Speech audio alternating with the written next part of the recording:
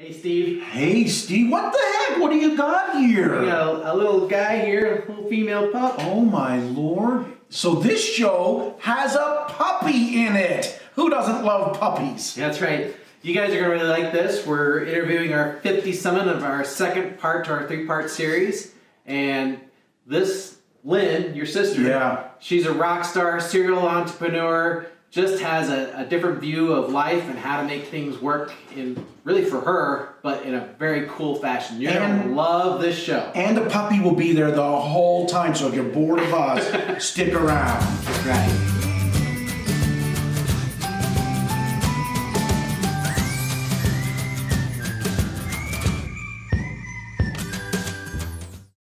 Hey, Steve. Well, good day, Steve. How are you doing? I'm doing fantastic. Hey, we got a gem here, don't we? Look at this little guy. What's this dog's name? Well, we call her Rosie. Rosie. Rosie. All right. You've found the Steve and Steve Show. I'm Steve Walsh. And I'm Steve Wastenberg. Thanks for tuning in.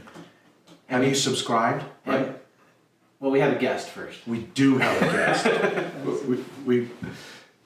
My sister, Lynn Heinman, right?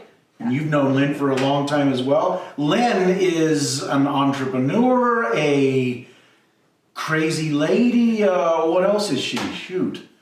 Well, she's goal-oriented. Very goal-oriented. Definitely a very rock star entrepreneur. Motivated. So this is part 2 of our 3-part series of the 2-part, I don't know what we call it. Might be 3-part, but this is the 50-something. Yep. So out of the generational goals, setting goals at any age, Lynn is fulfilling our 30-something. Yeah, sure. I was supposed to say that. 50-something. Sorry, it is 50-something. It is 50. Right. So we're gonna interview Lynn, but first, Steve, I think we have drinks. We do, and this is a special drink today. We have a mimosa. And Steve, a mimosa has champagne and orange juice. Why would we have champagne today and another dog that wants to be involved? Definitely wants to be petted.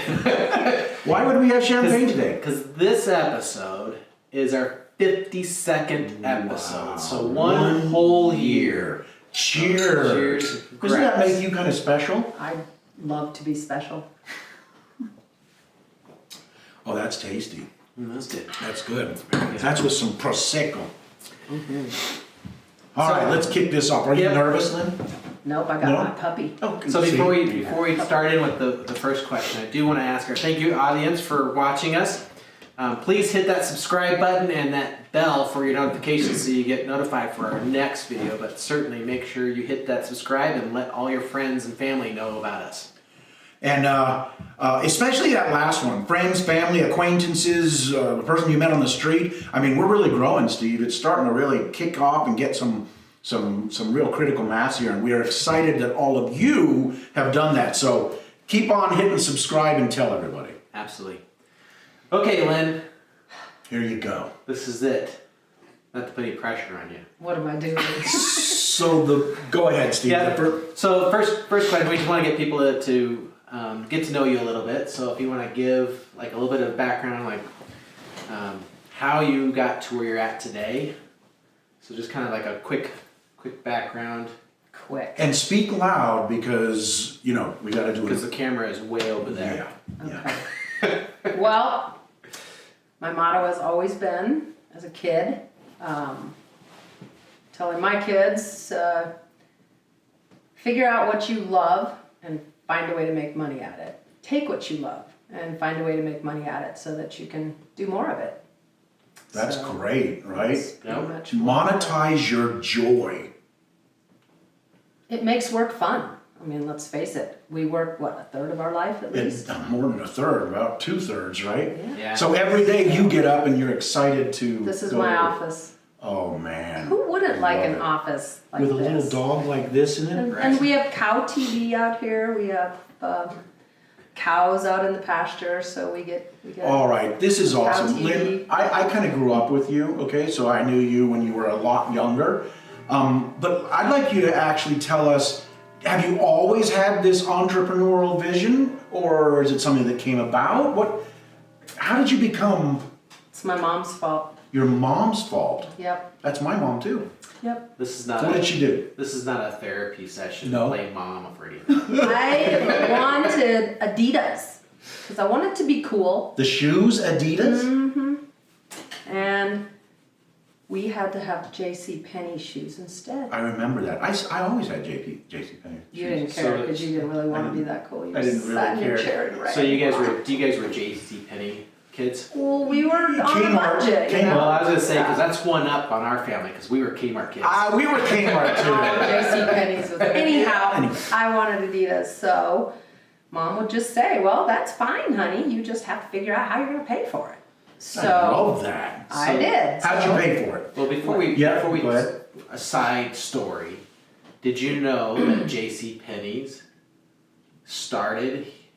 Well, he started a store here in Longmont and then moved to Wyoming, and that's where J.C. Penney's, the bigger store, took off. Did not realize I that. know that. So Started in Longmont. Well, There's good. more to So that we story. support the local. I like that. Maybe I'll go back to buying J.C. Penney's now. I think I'll do that because now I don't care about if you go to being the cool. Longmont history, they talk about J.C. Oh, very interesting. Okay, see now I like doing local, so I'm gonna All go right. back to J.C. Penney's. But you tell us, Lynn, how did you get your Adidas? Well, we all had paper routes.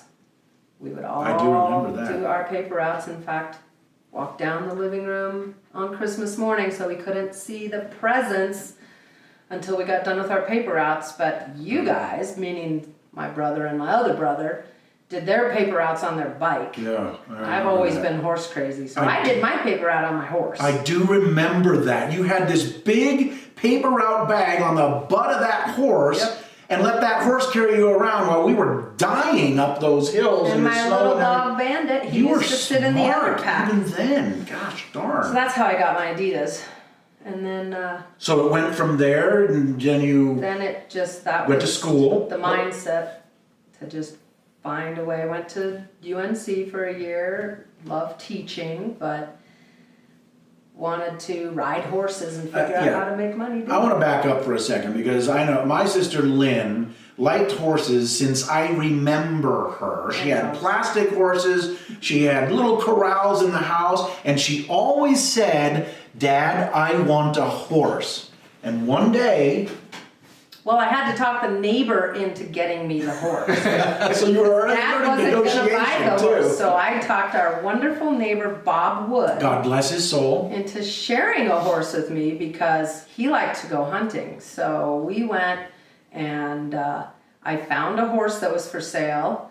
Side note, it was 7 years old and I was going to be its seventh owner. Shouldn't have bought that horse, but his name was Ace. He was black and he had I a white remember star. him. I remember. I rode him this. around in a corral in the mud.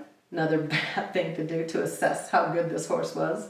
And once we got him in the trailer, which took us about 3 hours, we brought him home and I paid $400 for him and Bob Wood paid $400 for him. And we boarded him over on Iris. And that was the beginning of what turned into later. I needed to learn how to go train horses. I would come home every day after riding Ace and I'd be bruised and black and blue and because my horse would run off on me. He wasn't very well trained.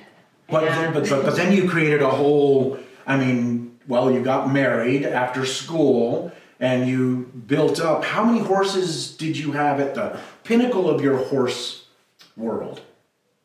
Well, I basically got the degree in horse training and management and then started giving riding lessons to my little girl who introduced me, her mother, Dave's sister, and met Dave, sold him a horse. And then we, through the years, I probably had 35 at one time. Wow. When I was coaching the CU equestrian team, that was kind of the height of the number of horses I had. wow. Because I had to provide the horses for all So the that teams. was that your after college, after you got your degree in horse. Was it Training horse and training management. management? Okay, so it was specific to horse, not just animal.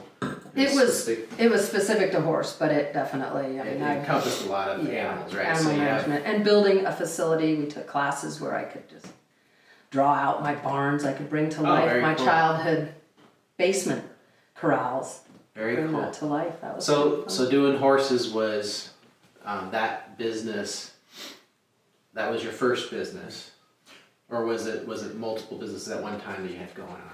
Well, I had to afford to build a barn, so I had to come up with a way to make some money. So I just started several other little businesses in between. Little Shop of Fitness. I like to work out, so I got a certification in. But there's a little fitness story training. you told us here that's really, I think, important. That is, I think it was your eldest son, Taylor, was in elementary school or something like that. Tell that story, because that was a really interesting story that led to, I think, What you're a saying. bunch of the businesses. Yeah, Taylor, he was in elementary school, and he was, we were sitting at breakfast one morning, and I was just going through counting my jobs, and that day he went to school, and the teacher was going around and asking everybody, so what does your mommy do? And Taylor threw his hand up and said, my mommy has 17 jobs. 17 jobs. And it actually wasn't completely a lie, right? But you wouldn't call them jobs, almost like 17 businesses, right? Or They were basically. Don't go through all of them. I won't go through all of them. Finish this. My forever florals, my friend. No, they were doing just that, taking things that I love to do and finding a way to make money at it. So monetizing your joy in each one of the, and you said you had horses, and then you went to fitness because you said, didn't you say, I have to work out? How can I make? I might as well get paid to work out. Right, so I right. got certified and just taught one class a day, and then built a studio in my barn and you like did a class. flowers and Like, kind of we needed to do some landscaping around the house and stuff, so I started a Forever Florals. And did that and did arrangements and stuff, and then and the tack I needed.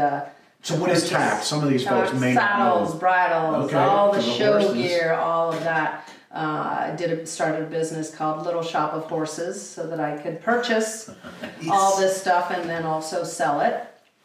So yeah, there was a lot of basically just finding a way to make money. What I find interesting is, for myself, I have several businesses that I've done, but I've never looked at my activities or my interests and said, how do I form a business around that, not only so that I can participate and also earn money off it, so to monetize it, right? And I think that's a difference in a lot of people's thinking, is you have that like an entrepreneurial or a business mindset where most people are just looking at it as, how do I have fun? Or how do I get involved? Or how do I learn this? Or here's a job, here's what I do for fun.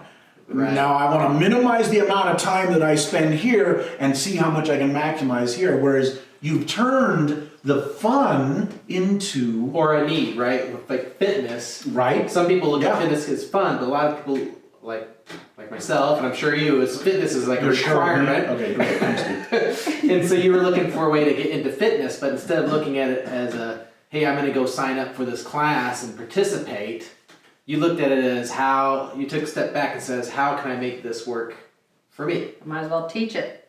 And earn money in it. And when you teach something, you get better at it. Absolutely. So it's a beautiful Wow, thing. that's a great statement. You're exactly right. That's right. Teach. The more you teach, then the more you realize, that you don't know about it and you need to learn more. But no, it is. It's a matter of, we all have the same 24 hours in a day. It's just how do we use them? And I think you're right. A lot of people maybe use their day.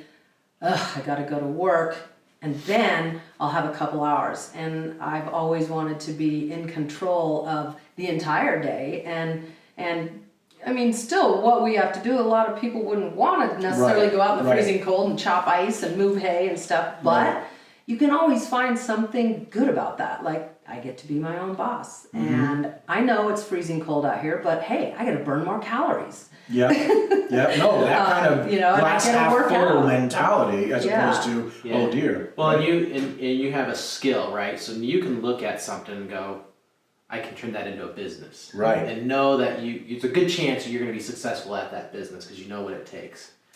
There's people that have always had a job, right? And they want to start a business, but when they go to that jump, they have to go through that mind change of having that dependency of having a steady paycheck Right. versus being in control of their own income. And it's so much more fun and so much more motivating when you're in control of it, because you can put that extra energy into, I remember writing down my week where I would have 6 riding lessons, and I would have the little, amount of money written down at the end of the week. I was like, okay, I earned that much money. Nice. And it motivates you. So I got a question along that lines, because we always talk about goals during these conversations that we're having with the generational people. Do you set up every year a set of goals for the next year? Have you done something like that? Is it? Yeah, And I mean, with 17 different business lines, there's probably a fair amount of goals. Do you still have the 17 business lines, or have you cut? no. They Okay. cut And back? Okay. and that is I don't have the 17 credit cards either. So yeah, how did you finance the beginnings of this thing? I used credit cards. Wow. I used the system, but So I you must never have been paid in massive debt. No, I never paid the system 1 cent of interest. I just used their credit Take cards. that, Citibank, American Express. You gave me free money. You for gave 5 her years. free money to create a business. Thank you. Yeah, it was Thank great. you. And That's just, so, but that's an entrepreneurial mindset. That's right? taking It's- something and And you hear people buy real estate with other people's money, Yeah. right? And that's basically what you did. Is you took other people's money, OPM. the banks, the credit cards, and utilize it. So it wasn't bad debt; it was good debt, Yeah. and then you managed it so you didn't end up really paying for that debt. correct. yeah, Kiyosaki talks about that, right? Robert Kiyosaki, we've talked about him in numerous of our things. He talks about, yes, credit card debt can be very bad debt if it is debt. But if you're using it to leverage into something that is paying that off and then turning it into a revenue making, exactly what you did, that's good. Good debt. Good debt. So I had to do that for a lot of years. Again, just a lot of management. So my goals for those years was to keep generating the jobs that generated the income that made the most efficient use of my time while still enjoying it. Like riding horses, it's kind of fun. Sweet. You're not getting bucked off. But and then just eventually being able to be done with everything was paid off. By that time I had a building to work out of, and the money started coming in, and once the barns were all paid off, then bye credit cards. You know, No. and so now I think we should roll it around to probably the central thing here that a lot of people are going to say as they look at this, and that's this little guy right here, and what kind of culminated all of your business lines into raising puppy dogs that you, tell us about this. little I've guy. always believed Rosie. that as I get older, I need to learn how to work smarter, not harder. Because as a horse trainer and in this world, yeah.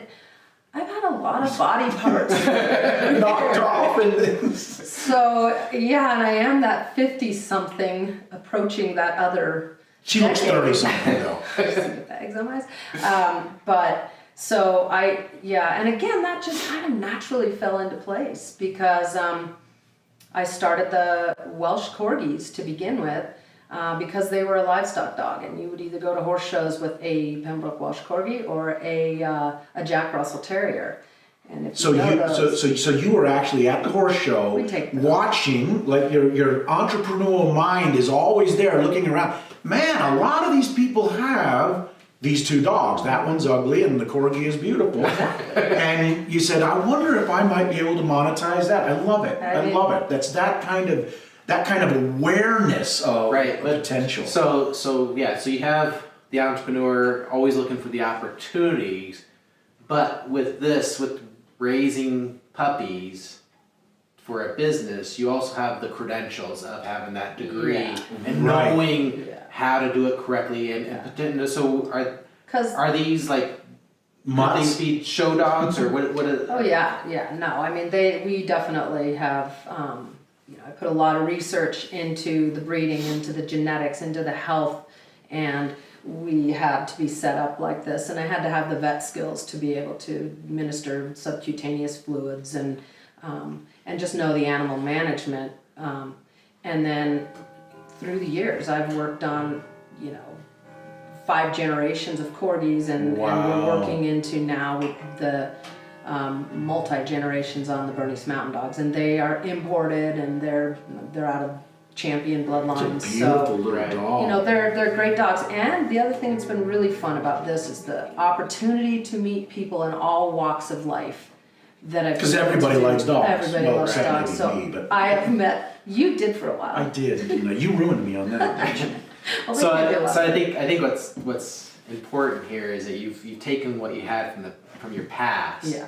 and leveraged that, but kept your eyes open for opportunities, and now you're into something related to horses because it's animals, and your background, and you have a thriving business, raising puppies the right way. And it's funny because as a kid, I was dog crazy. Too. You were I dog mean, I had Pixie and Bandit. And I don't know if you remember, but I think it was probably when you were in college, you were kind of studying and all, and you and I had a conversation, and I said, you know what, Lynn, you are an entrepreneur. Do you remember that? Mm-hmm.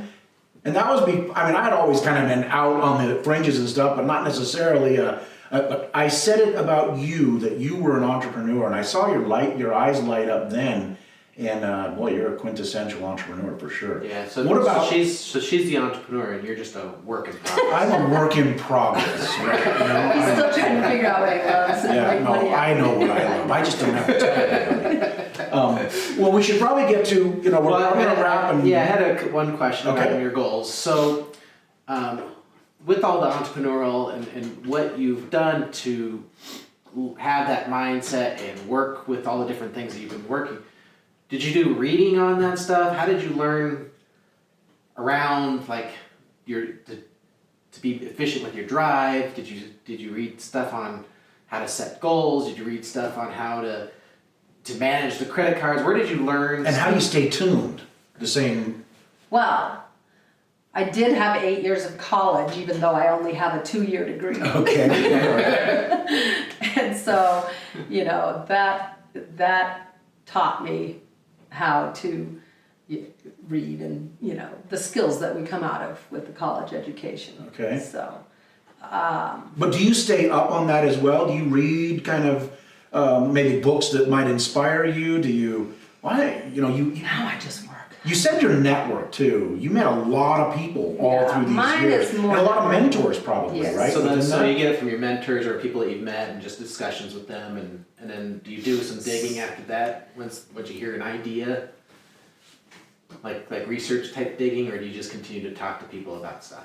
It's with the dogs which is my main business now. I mean, it's more interactive. Okay. It's not really sitting and researching. It's so much more just living what I know and sharing and communicating that with people, and now teaching my daughter how she's the same personality. She just couldn't learning, reach that. That's learning right. how to build a business and branch off, and my sister sharing the love. So I think we want to ask, what kind of a, you know, this is great that you've done all of these things. What kind of a tip can you give to our massive audience out here? No, it is massive, even if it's in our head. This massive audience out here, what kind of tips or tricks, or what would you say to somebody out there who's saying, wow, how do I get started, and what kind of mindset do I have to have? I would say the same thing I said to my kids. What do you love to do? What are you passionate about? Then just start thinking and talking and networking and finding a way to generate an income so that you can make that your work. And then you won't ever wake up and dread going to work. That's awesome. Boy, I don't think there's anything else to say. Yeah, can't add to that. Well, thank you so much. Sure. Really appreciate One it. last opportunity Yep. for you, if you want to take it or not. Yeah, we always give this. Oh, okay. So and then it's usually the tip or if like since you have this is a female or This is a female. this is a female. If somebody wanted this female, how would they get a hold of this female? Well, they wouldn't get a hold of this one. They all sell on a pretty long wait list. Okay. So you just need to go to Haystack Acres is the place to be. Okay. Do you remember that? Green I do, Acres? sure. Yeah, okay, Yeah. so it's haystackacres.com. Haystackacres.com. And get okay. in line. And get in line. Love that, huh? That's hilarious. All right. Very Well, good. great. Thank you, Lynn. Cheers. This was our anniversary, our 1 year anniversary, and thank you for being on this. I think this is terrific. Yep. Terrific. So thank you for watching and getting to this part of the video. Don't forget to hit that subscribe button and the bell so you get notified when we do publish the next video. And Thank you all again for being here. We really appreciate it. Happy New Year. Cheers. cheers.